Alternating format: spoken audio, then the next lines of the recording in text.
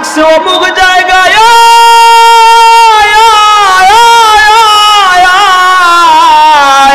আজকে দলের মিছিল আছে, প্রতিবাদ মিছিল।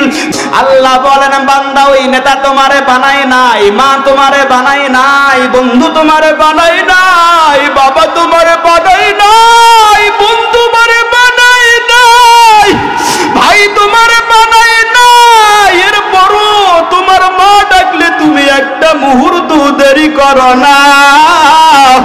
আর আমি আল্লাহ তোমারে ফজরে ডাকলাম, এরপরও তুমি সাড়া দিলে না রে বান্দা। আমি আল্লাহ জোহরে ডাকলাম, এরপরও তুমি বান্দা সাড়া কেন দিলে না? এরপরও তুমি সাড়া কেন দাও না? আমি তোমারে আসরে ডাকলাম, হাইয়া আলাস সালাত, হাইয়া আলাল ফালাহ, আসো নামাজের দিকে আসো, আসো সালাতের দিকে আসো, আসো কল্যাণের দিকে আসো।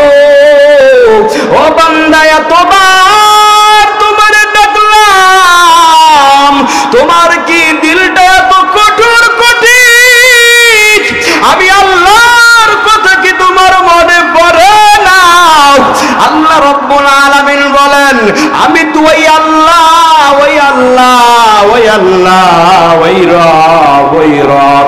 আলহামদুলিল্লাহি রাব্বিল আলামিন।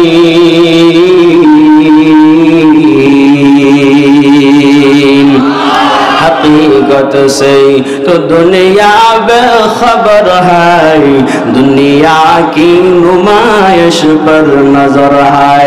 नबी गोयम के अज दुनिया जुदा बाश, बहर कारे के बाशी बा खुदा बाश। चिस्ते दुनिया अज खुदा गाफिल बूदन, नहीं तो माशो नकरवा फर्जिंदुजान। मरहबा। আল্লাহ রাব্বুল আলামিন বলেন, আলহামদুলিল্লাহি রাব্বিল আলামিন। আল্লাহ বলেন, আমি তো শুধুমাত্র মানুষের জন্য রব না, আমি তো শুধুমাত্র জিনের জন্য রব না, আমি তো শুধুমাত্র গরু ছাগলের জন্য রব না, আমি তো আল্লাহ এমন রব, এমন প্রতিপালক, লিল আলামিন, তামাম বিশ্ব জাহানের প্রতিপালক আমি আল্লাহ, তামাম বিশ্ব জাহানের মালিক রব আমি আল্লাহ। ও বান্দা, আমি আল্লাহ তোমার যেমনে বলি শোনো। আজকে দুনিয়ায় তুমি তুমি কেমনে চলবা, কোন প্রসেসে তোমার জিন্দেগি কায়েম করবা, কেমনে তোমার পরিবারকে সাজাইবা, কেমনে তোমার সন্তানকে পরিচালনা করবা, কেমনে তোমার সমাজ পরিচালনা করবা, কেমনে তোমার রাষ্ট্র পরিচালনা করবা, আমি আল্লাহ রব্বুল আলামিন এই কোরআনের মধ্যে দিয়া দিলাম। আল্লাহ রব্বুল আলামিন বলেন, এই কোরআন তো এমন কোরআন, আল ইয়াউমা আকমালতু লাকুম দীনাকুম ওয়া আতমামতু লাকুম ওয়া আতমামতু আলাইকুম ওয়া আতমামতু আলাইকুম ওয়া আতমামতু আলাইকুম দীনা। আল্লাহ রাব্বুল আলামিন বলেন, এই কোরআন তো এমন কোরআন, এই কোরআনের মধ্যে মুসলমানদের জন্য সারা জীবনের জীবন ব্যবস্থা সব কিছুর রুটিন দেওয়া হয়েছে, সব কিছুর রোড ম্যাপ এই কোরআনের মধ্যে দেওয়া হয়েছে। আল্লাহ বলেন, বান্দা তোরে আমি বানাইলাম, আসমান বানাইলাম, জমিন বানাইলাম, পৃথিবীর সব কিছু বানাইলাম, আর সব কিছু কিভাবে পরিচালনা করতে হবে সেটাও আমি আল্লাহ কোরআনের মধ্যে স্পষ্ট ঘোষণা দিয়ে দিলাম। এরপরও কেন আমি আল্লাহর আইন ছাড়া মানুষের আইনে দেশ চালাও? এরপরও কেন আমি আল্লাহর আইন ছাড়া মানুষের আইনে সমাজ চালাও? ও বান্দা, তোমার কি মনে হয় না আমি আল্লাহ তোমার রব? তোমার কি মনে হয় না, বিশ্বাস হয় না আমি আল্লাহ তোমার প্রতিপালক? যদি আমি আল্লাহকে তুমি আল্লাহ মানো, তাহলে কেন তুমি দুনিয়ার জমিনে আল্লাহর আইন আল্লাহর জমিনে বাস্তবায়ন করো না। আল্লাহ রাব্বুল আলামিন বলেন জুমার দিনের কম অনেক মুসল্লি আছে 5 ওয়াক্ত নামাজ পড়ে না, কিন্তু জুমার দিন আসলে মনে করে হায় 5 ওয়াক্ত তো পড়ি না, কিন্তু অন্তত জুমাটা তো পড়া দরকার। এরকম অনেক মুসল্লি অন্তত জুমার নামাজটা হলেও আদায় করে, আছে না নাই? আছে না? এমনও মুসল্লি পাওয়া যায় সারা বছর 5 ওয়াক্ত পড়ে না, জুমাও পড়ে না, কিন্তু ঈদের যখন নামাজ শুরু হয়ে যায় আর বাড়িতে বসে থাকে, ঈদগাহে চলে যায়, যাওয়ার পরে ইমাম সাহেবের সাথে নিজেও বলে আল্লাহু আকবার, বলে কি বলে না? বলেন, বলে আল্লাহু আকবার। আল্লাহু আকবারের অর্থ কি আপনারা জানেননি? আল্লাহু আকবারের অর্থ আল্লাহ দুনিয়ার সব কিছুর চেয়ে বড়, আল্লাহ নবীর চেয়ে বড়, আল্লাহ মায়ের চেয়ে বড়, আল্লাহ বাবার চেয়ে বড়, আল্লাহ আমার নেতার চেয়েও বড়, আল্লাহ আমার এমপির চেয়েও বড়, আল্লাহ আমার ওই প্রধানমন্ত্রীর চেয়েও বড়, আল্লাহ ওই রাষ্ট্রপতির চেয়েও বড়।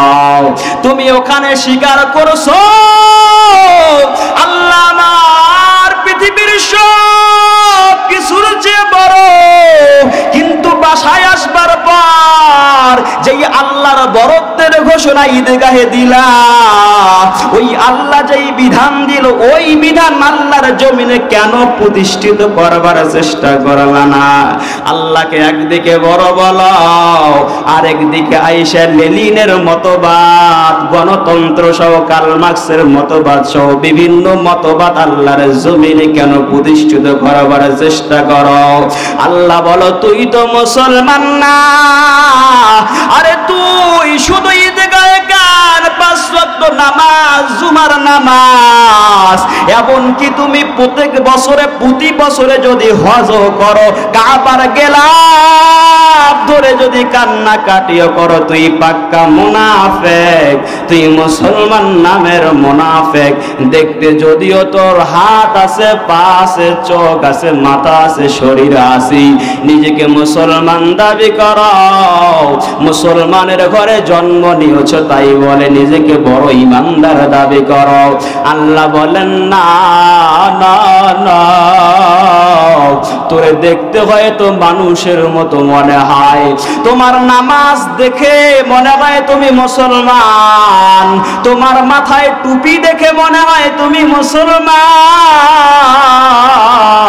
আল্লাহ বলেন না না না না না, উলাইকা কাল আনআম, তুমি যতই নিজেকে মুসলমান দাবি করো, আমি আল্লাহ স্বয়ং ঘোষণা দিলাম তুমি তো মুসলমান না। তাহলে তুমি কি?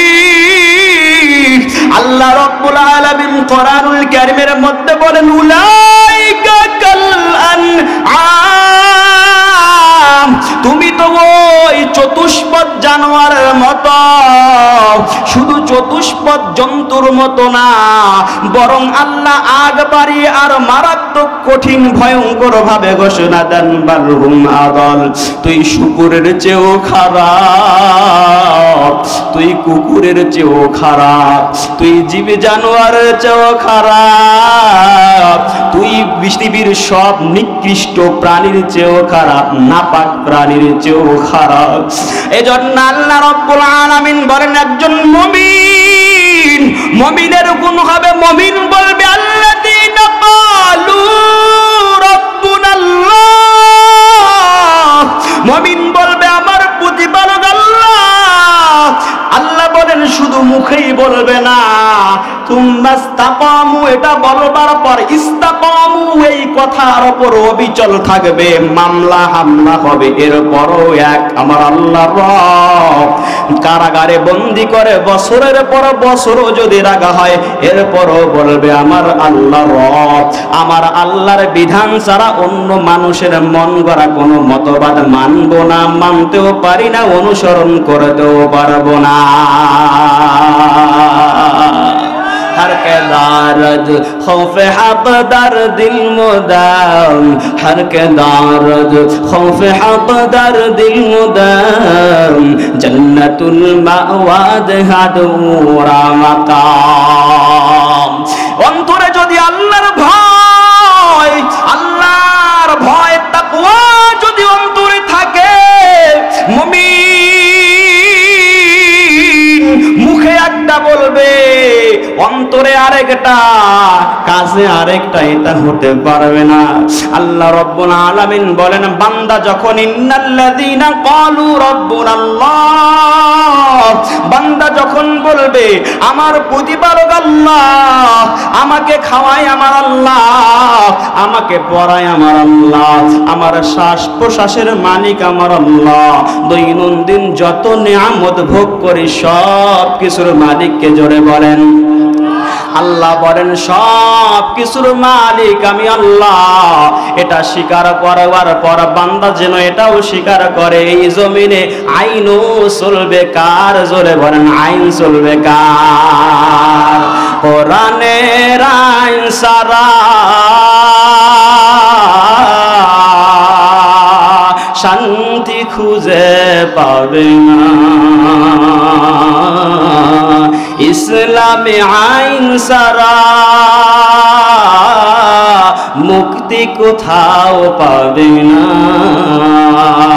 ঠিক কিনা বলেন লা ইলাহা ইল্লাল্লাহ লা ইলাহা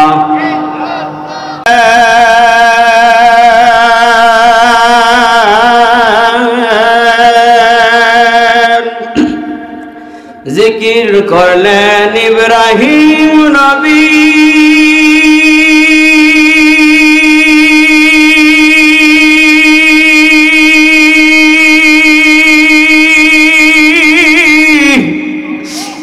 নমরুদের আগুনে পড়ি গো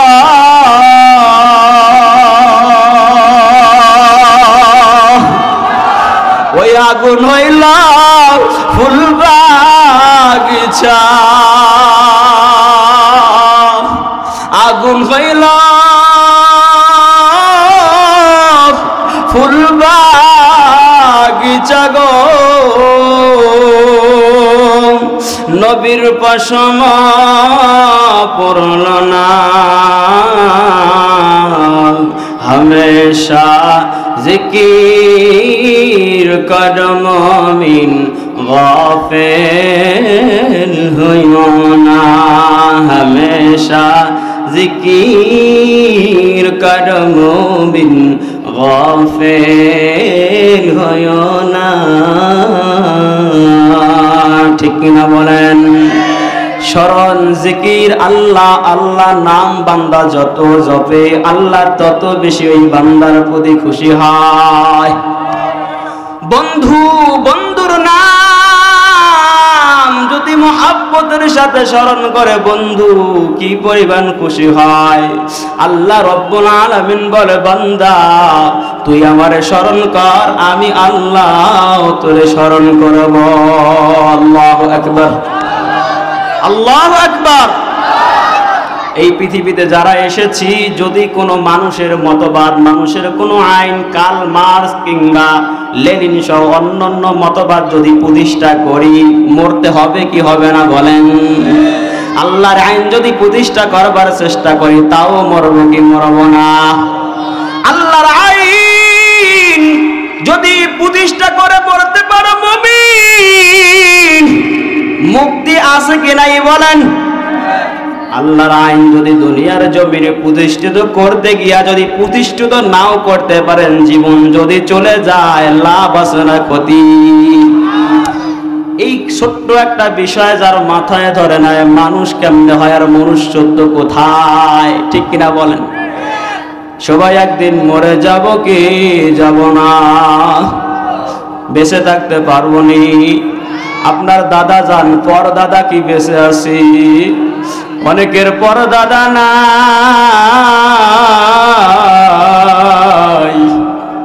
এই পাশের গোরস্থান আপনাদের এলাকায় যে কবরস্থান ওই কবরস্থানের কথা একটুখানি কল্পনা করবেন রে বাবারা ও আব্বা জানেরা, ও পর্দার অন্তরাল আম্মা জানেরা, আমার যুবক ভাইয়েরা একটুখানি দাঁড়ায় না থেকে একটুখানি বসে যাও রে বাবা জানেরা।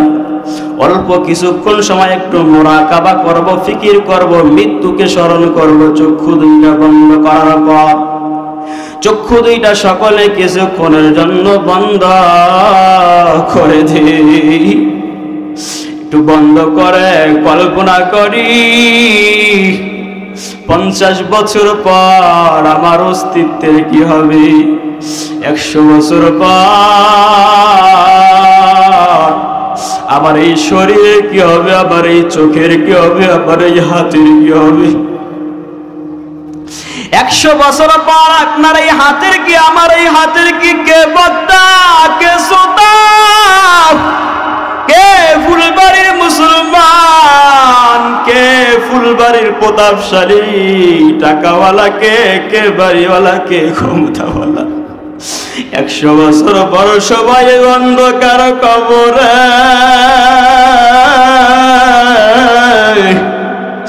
100 বছর পর নেতা ওই মাটির অন্ধকার কবরে সাদা পাতলা 3টা টুকরা কাপড় নিয়ে হাজির। যারা নেতাকে অনুসরণ করে কর্মীরাও 100 বছর পর অন্ধকার কবরে হাজির। যারা বক্তা এখানে বক্তারা অন্ধকার কবরে 100 বছর পরে হাজির। যারা শ্রোতা তারাও 100 বছর পরে অন্ধকার কবরে হাজির। পর্দার অন্তরে আম্মা জানেরা, একটুখানি তোমরা একটু কল্পনা করো রে মা, 100 বছর পর তোমার ঠিকানা কই হবে, আমার ঠিকানা কই হবে।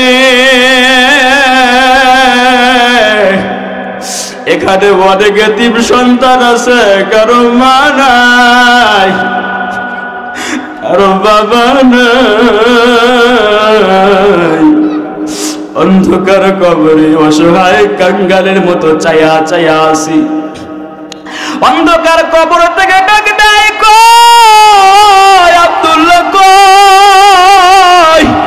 মাসের পরে মাস যায়, তোর কি একটু স্মরণ হয় না? তোরে কত আদর করে না রে বানাই, ওর কত আদর করে যত্ন করে না তোরে লালন পালন করলাম রে সন্তান। ওই জনম করে বা অন্ধকার কবর থেকে ডাক দেয় আর বলে, কলিজার টুকরা সোনা মানি, কত রাত্র গেছে আমি খাই নাই, ঘুমাই নাই, তোরে কত কষ্ট করে করে করে করে তিলে তিলে বড় করেছি, লালন পালন করেছি।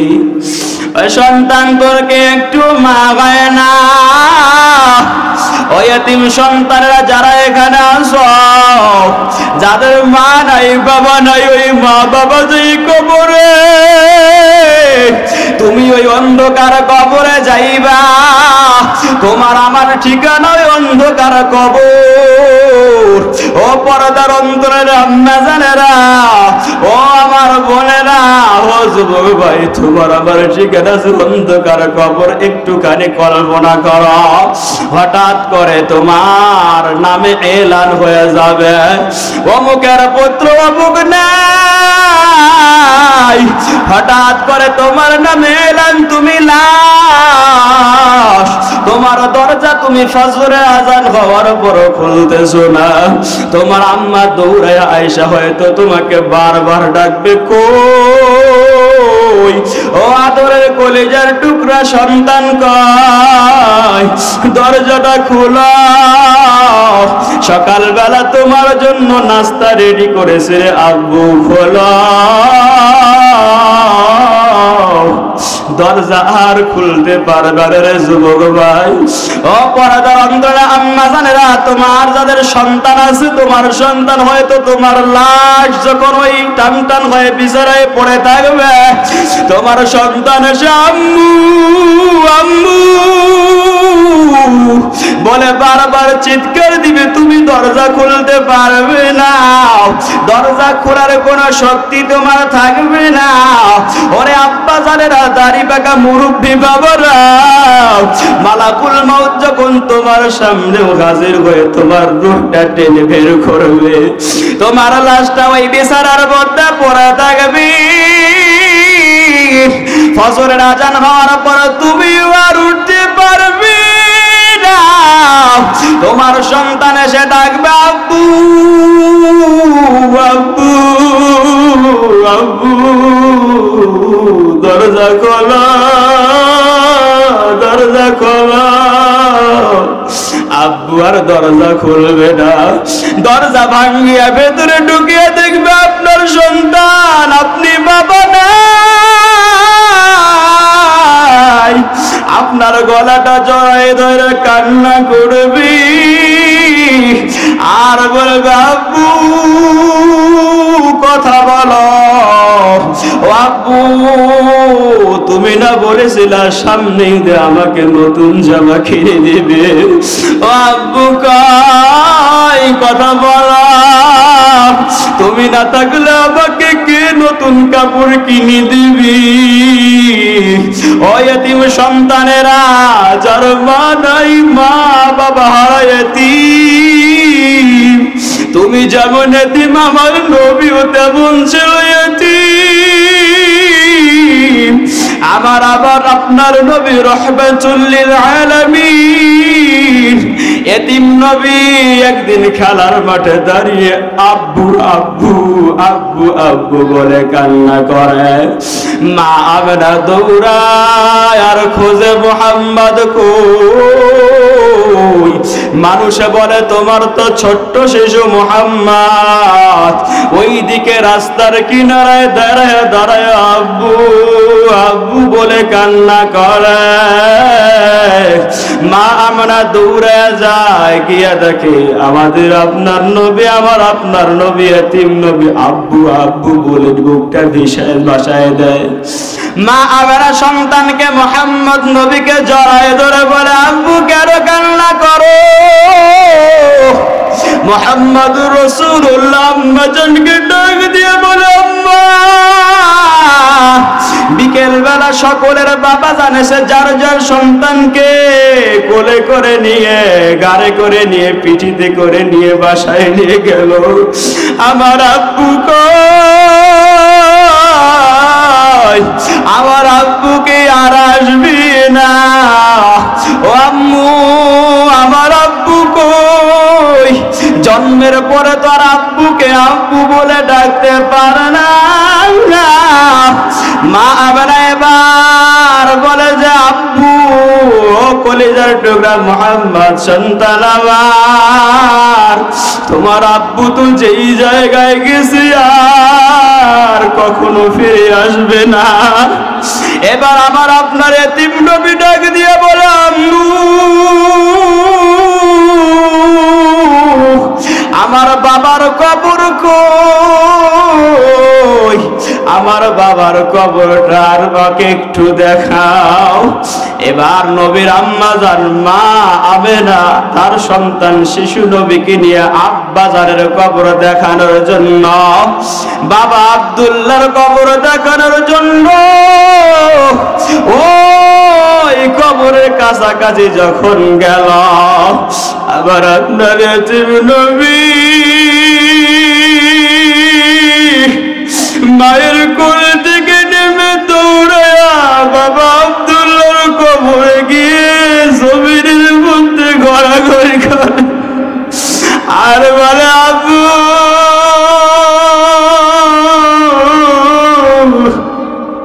তোমার এত জন্মের পরে দেখি নাই, কথা বলা কথা বলা কথা বলো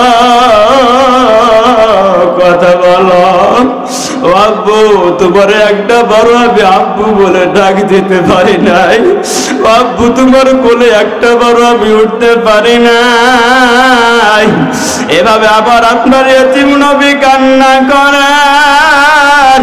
আল্লাহ রাব্বুল আলামিন জিবরিলকে ডাক দিয়ে বলেন, জিবরিল যাও, আমার নবীর চোখের পানি যদি জমিনে পড়ে আমি আল্লাহ সহ্য করতে পারবো না। জিবরিল দৌড়ে আসে, নবীকে সরায় দেয়। মা আমেনা কলিজার টুকরা সন্তান মুহাম্মদুর রাসূলুল্লাহকে কোলে নিয়ে কান্না করে বাড়ির দিকে রওনা দেয়। আমার আপনার এতিম নবী পিছনে বাবার কবরের দিকে তাকায়, আব্বু আব্বু আব্বু আব্বু বলিয়া চিৎকার করে আর কান্না করে।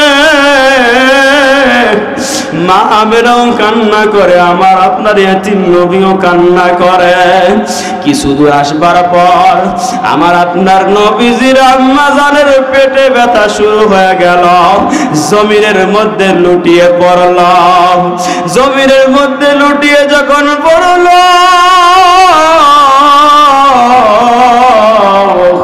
শিশু নবী মুহাম্মদ দৌড়ায়া মায়ের গলাটা জড়ায়ে ধরে বলে, আম্মু তোমার আবার কি হলো আম্মু? মা বেটা ডাক দিয়ে বলে, ও কলিজার টুকরা সোনাবাজিক মুহাম্মদ, বাবার এতদিন তুই তোর বাবাকে আব্বু বলিয়া ডাকতে পারস না, আজকে বুঝি মা ডাক দিতে পারবি না রে মুহাম্মদ। আজকে থেকে বুঝি মা ডাকটাও তুই হারাইবি, আর হয়তো আমি বাঁচবো না। আল্লাহ মালাকুল মউত আজরাইলকে ডাক দিয়ে বলে, আজরাইল যাও, আমার নবীর মায়ের জানটা কবজ করে নিয়ে আসো। মালাকুল মউত হাজির হয়ে গেলেন। মা আমানার রূহটা বের করে নিলেন। মা আমানার দেহটা, লাশটা ওই জমিনের মধ্যে পড়ে রইল। আর আমার আপনার এতিম নবী মায়ের গলাটা জড়ায়ে ধরে কান্না করে আর বলে, আম্মু কথা বলো, কথা বলো, কথা বলো, কথা বলো, আম্মু কথা বলো। ওই এতিম নবীর এতিম উম্মত, ওই নবী কি পরিমাণ আমার আপনার জন্য কষ্ট করলেন। ওই নবী নিজে না খায়া উম্মতের কথা চিন্তা করলেন। ওই নবী বারবার উম্মতের ফিকির করলেন। ওই নবী বারবার উম্মতের জন্য আল্লাহর কাছে ফরিয়াদ করলেন। নবীর যদি আশিক হও, নবীর যদি আসলে আসল খাঁটি প্রেমিক হও, ওই পেয়ারা নবীকে মহাব্বত করতে হলে আল্লাহর আইন অনুসরণ করা ছাড়া আর কোনো উপায় নেই। রাব্বাজানেরা, কারণ অন্ধকার কবর এমন ঘর, এমন ঘর, ওই অন্ধকার কবর প্রতিদিন ডাক দিয়া বলে, আনা বাইতুত তুরাব, আমি তো মাটির ঘর, আমি অন্ধকার কবর। আনা বাইতুজ জুলমাত, আনা বাইতুল ওয়াহদা, আনা বাইতুল গুরবা, আমি একাকিত্বের ঘর। আমার পেটে আসবার আগে খাঁটি মুসলমান হয়ে আসো। আমার গর্তে ঢুকবার আসে এই গর্তের সামান আনে আসো। এই কবর তুই এমন কবর, দুনিয়ার জমিনে বিপদে পড়লে মাকে ডাকলে মাকে কাছে পাওয়া যায়। অন্ধকার কবর তো এমন ঘর, এমন ঠিকানা, ওই ঠিকানায় যাওয়ার পর মাকে ডাকলে মা শুনবে না, বাবাকে ডাকলে বাবাও শুনবে না। আদরের কলিজার টুকরা সন্তানকে ডাকলে ওই কলিজার টুকরা সন্তানও শুনবে না। যেই সন্তানের জন্য মাথার ঘাম পায়ে ফেলে গাড়ি করলাম, বাড়ি করলাম, জায়গা জমি করলাম, ওই সন্তানকে ডাক দিলেও সন্তান সারা দিবি না। সন্তান কোনো সাহায্যে আসবে না, সন্তান কোনো উপকারে আসবে না রে আব্বা জানেরা, আম্মা জানেরা। ওই অন্ধকার কবরে যাওয়ার আগে আল্লাহ রাব্বুল আলামিন বলেন, দুনিয়ার জমিনে থাকা অবস্থায় অন্ধকার কবরের সামান নিয়ে আসো। আল্লাহর নবীজি বলেন, আমার উম্মত, দুনিয়ার বাড়ি বানাইছো, দুনিয়ার বাড়ি না বানাইলে তোমার কোনো ক্ষতি হবে না, কিন্তু পরকালের বাড়ি অন্ধকার কবর যদি বানায় না আসতে পারো, ওই কবরে যাওয়ার পর, ওই ঘরে যাওয়ার পর আর বানানোর কোনো সুযোগ থাকবে না। কারণ অন্ধকার কবরে যদি পাপ নিয়ে যাও, অপরাধ নিয়ে যাও, দুই পাশের মাটির চাপে মন জুড়ে দিবি। ওই অপরাধী বেনামাজির এক পাশের পাঁজরের হাড় মটমট করে ভাঙিয়ে আর এক পাশে ঢুকিয়ে যাইবে। অপরাধী জাহান্নামী বান্দা চিৎকার দিয়ে মাকে ডাকবি, আল্লাহ বলে খবরদার ও ফেরেশতারা, জাহান্নামের আগুন জ্বালায়া দাও। বিষাক্ত শাবলকে, বিষাক্ত সাপের সবল নিযুক্ত করে দেওয়া হবে, সাপের সবলে বান্দা ছটফট করবে। কিয়ামতের দিন যখন বান্দা আল্লাহর সামনে দাঁড়াইবে, যদি বান্দা অপরাধী হয়, কোরআনের মধ্যে আল্লাহ বলেন, ইয়াউমা লা ইয়ানফাউ মালু ওয়ালা বানুন, ধন সম্পদ কোনো কাজে আসবে না, ক্ষমতা কোনো কাজে আসবে না, কলিজার টুকরা সন্তান কোনো কাজে আসবে না। আব্বাজারেরা, আম্মাজারেরা, সূর্যটা মাথার কাছাকাছি আসবে, মাথার কাগজগুলো ঠকবক করে উছলে উঠবে, বান্দা চিৎকার করবে, কেউ শুনবে না। রাহমাতুল লিল আলামিন নবী উম্মতের জন্য চিল্লাইবে আর বলবে, আল্লাহ ইয়া উম্মতি, ইয়া উম্মতি, ইয়া উম্মতি, ও আল্লাহ আমার উম্মতকে মাফ করিয়া দেন, আমার উম্মত বোঝে নাই, শয়তানের ধোঁকায় পড়ে আমার উম্মত গুনাহ করেছে, ও আল্লাহ আমার উম্মতকে ক্ষমা করিয়া দেন। ওই এতিম নবীর এতিম উম্মত, ওই নবীর জন্য কি একটু তোমার মায়া লাগে না? যেই নবী এখনো রওজায় শুয়ে শুয়ে উম্মতের জন্য কান্না করেন আর বলেন, ইয়া উম্মতি, ইয়া উম্মতি, ইয়া উম্মতি, ইয়া উম্মতি। সন্তানের কাছে বলবে, বাবা ও কলিজার টুকরা সন্তান, একটা নেকি দাও। সন্তান বলবে, আমার তো কোনো বাবা ছিল না। সন্তান বাবার কাছে দৌড়াইবে, বাবাও বলবে, আমার কোনো তো সন্তান ছিল না।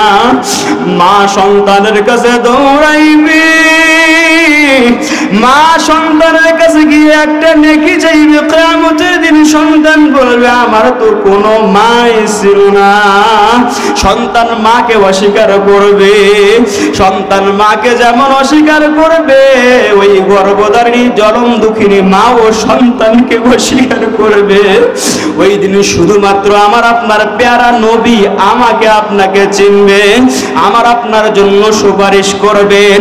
এমনি এমনি সুপারিশ করবেন না, রাহমাতুল লিল আলামিন বিশ্বনবী মুহাম্মদুর রাসূলুল্লাহ ডাক দিয়া বলে, মুমিন, দুনিয়ায় বাঁচিয়া থাকা অবস্থায় আমি নবীকে মহব্বত করো, ১৫০০ বছর পর হয়তো আমি নবী থাকব না, আমার সাহাবীরাও থাকবে না, কিন্তু আমি নবীর আদর্শ থাকবে। আমি নবীর আদর্শ যেই মার্কাজ থেকে পরিচালনা হয়, ওই মার্কাজ, ওই কেন্দ্রগুলা থাকবে। সাহাবা کرام নবীর জন্য জীবন দিলেন, রক্ত দিলেন। সাহাবীরা নবীর জন্য নিজের মাল, নিজের ধন সম্পদ উৎসর্গ করলেন। আজকে অনেকে আফসোস করি নবী নাই, নবী নাই। নবীকে যদি সামনে পাইতাম, নবীর সাথে আলিঙ্গন করতাম, মুসাফা করতাম, নবীকে জড়ায় ধইরা নবীর কপালে একটা চুম্বন করতাম। নবী নাই, নবী নাই, এতিম, আমরা তো এতিম। নবী না থাকলেও নবীর আদর্শের মার্কাজ গুলা রয়ে গেছে, নবীর ঘরটা তো এখানেই রয়ে গেছে। এই যে তাহফিজুল কোরআন ও কিন্ডারগার্টেন যে মাদ্রাসা, নবীর রেখে যাওয়া সম্পদ তো আমার আপনার সামনে রয়ে গেছে। আমার নবী বলেন, ও উম্মত, তুমি তো হয়তো এতিম হয়ে যাইবা, আমি নবীকে হয়তো দেখতে পাইবা না, আমি নবীর সাথে হয়তো সাক্ষাৎ হবে না, আমি নবীর সাথে হয়তো মুসাফা করতে পারবে না, আমি নবীর কপালে হয়তো চুম্বন দিতে পারবে না, আমি নবীর হাতে হাত রাখতে বুঝি হয়তো পারবে না, কিন্তু আমি রেখে যাওয়া, আমি নবীর রেখে যাওয়া মাদ্রাসা গুলোকে তুমি রক্ষা করো, মহাব্বত করো, এগুলোর সাথে সুসম্পর্ক তৈরি করো। নিজের সম্পদ দিতে হইলে নিজের সম্পদ দিয়ে দাও, নিজের জান দিতে হইলে নিজের জান জীবন দিয়ে দাও, নিজের পরিশ্রম শ্রম দিতে হইলে নিজের শ্রম বিলীন করে দাও, কোরবানি করে দাও। উম্মত, আমি নবীকে না পায়াও যেই উম্মত, যেই মুমিন আমি নবীর রেখে যাওয়া সম্পদ গুলা রক্ষা করবি, আমি নবীর আশিক হইয়া, আমি নবীর ইশক নিয়া, যেহেতু সন্তান আপন না, স্ত্রী আপন না, বাবা আপন না, মা আপন না, ভাই আপন না, বোন আপন না, বন্ধু আপন না, কেউ কিয়ামতের দিন যেহেতু পরিচয় দিবি না, নবী যেহেতু সেই দিন একমাত্র পরিচয় দিয়ে সুপারিশ করায় গুনাহগার উম্মতকে জান্নাতে দাখিল করাইবেন, ওই নবীর রেখে যাওয়া সম্পদকে যারাই ইশক নিয়া, ভালোবাসা নিয়া, মহব্বত করবে, নিজের জান মাল কুরবানি করবে, ওই দিন নবীজি বেছে বেছে বেছে বেছে বেছে বেছে নিজের আশিককে ধরে ধরে ধরে ধরে জান্নাতে প্রবেশ করাবেন। আল্লাহ রাব্বুল আলামিন যখন বলবেন, ওয়ামতাযু ইয়াওমা আইয়ুহাল মুজরিমুন,